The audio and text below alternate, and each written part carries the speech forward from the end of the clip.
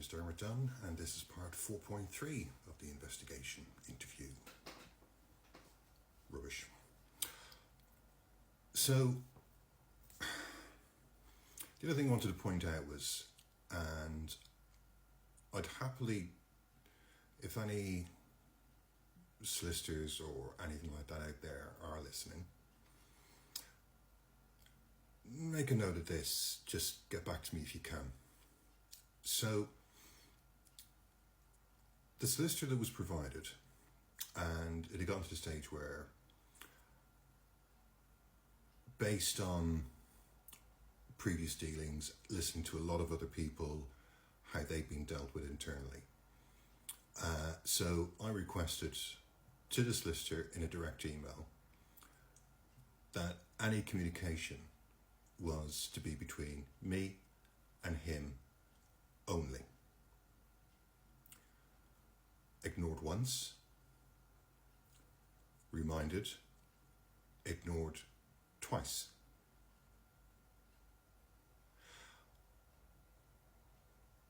That also included discussing a matter which had nothing to do with what was going on. I just was looking for some completely separate, random legal advice. And clearly stated, this was confidential. This wasn't anything to do with what was going on. And in his reply, he CCs the Federation plug. How is that not a breach of their code? Anyway, if someone's listening, please let me know, but I don't see how that can be right. When I got to the hearing, I also had a barrister who, it was supposed to be somebody else, and then this other lassie was put in. I had no issues with her. During the hearing, I found her to be extremely professional. In relation to the malicious allegation of but when it came to the decision at the end, based on what they sacked me on, considering there was no evidence and the fact that she wasn't a victim of crime any longer. In fact, going back in some of the paperwork, she did actually find the bike the very same day, and the call was made. So they were saying that this report was done in 2004. From the report that I went through, it was the 5th of January, but nevertheless, it was still several weeks later. It was a dead interview. They'd even said that I'd gone out to take the report in initial paperwork. So they didn't even have their facts right, what they were throwing at me in the first place.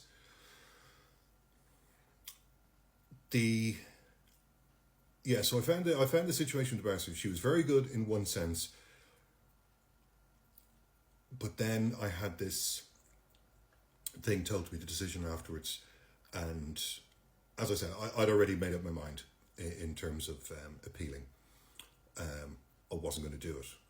Now, I hadn't told them that, but I may have mentioned this in the other interviews. If not, I'll say it again. That they were saying, don't there's much point in appealing this. If you're a barrister and you know clearly from the paperwork they do not have enough to sack me, but you're saying leave it? Now, my reasons for not appealing, and again, this is strange because this was said in front of all three. And I said, I'll let this go. How can I go back? And I said this to somebody who'd asked me a question.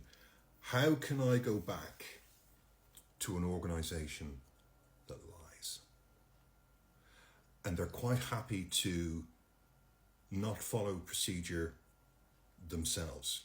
And this falls under several areas of the Code of Ethics from what I've gone through. And this was a document that police are supposed to follow.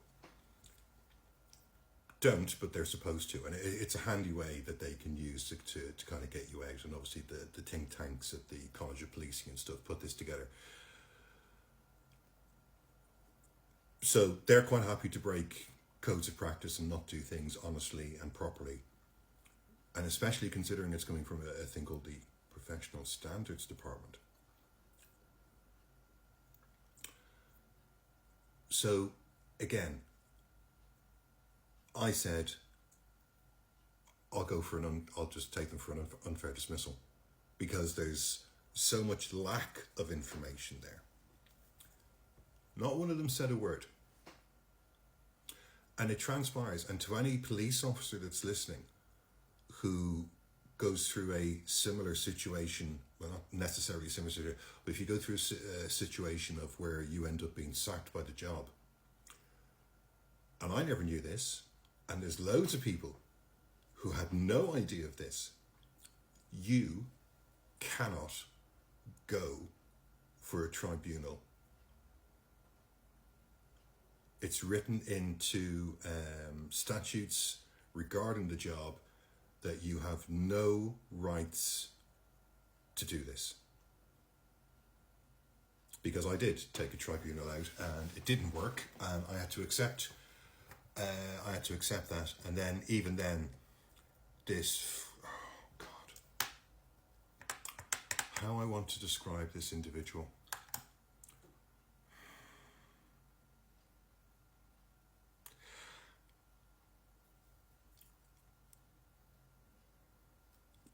Going through a situation, right? So even on the first day, coffee break,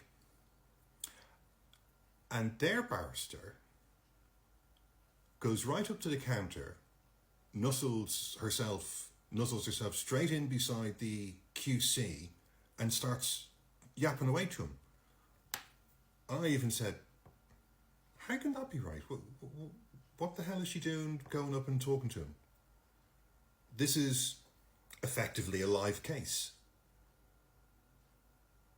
And I was just told, leave it. Again, explain to me, is that a natural thing that's supposed to happen during a live case, that the barrister who's working for the police can go up and have like little, let's say cozy chat, but she went up and spoke to this guy, and for a considerable time. Really?